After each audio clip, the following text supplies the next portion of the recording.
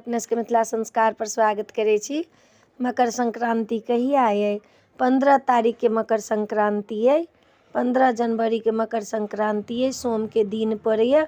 ओही दिन तुषारी भोर में पूजेतै। मकर संक्रांति के जे छै से भोर में तुषारी पूजेतै आ साँझ में साँझ पूजेतन। तो अपने सबके बता देलहुँ सोम के दिन पड़ैया। 15 तारीख पड़ैया। 15 जनवरी 14 जनवरी के नहीं है मकर संक्रांति।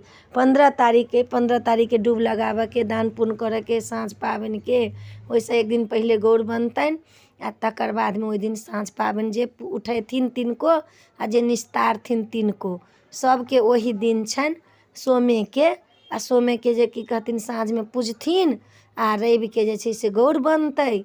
14 तारीख के राति में गौर बनतै आ 15 तारीख के पूजा हेतै तुषारियों के आ साँझों के। मकर संक्रांति से बता देलहुँ हँ। एहि वीडियो में यह है। अपने सबके नीक लागत चैनल सब्सक्राइब करब, लाइक करब, कह के नहीं बिसरब। जय मिथिला, जय मिथिला, जय माता जी।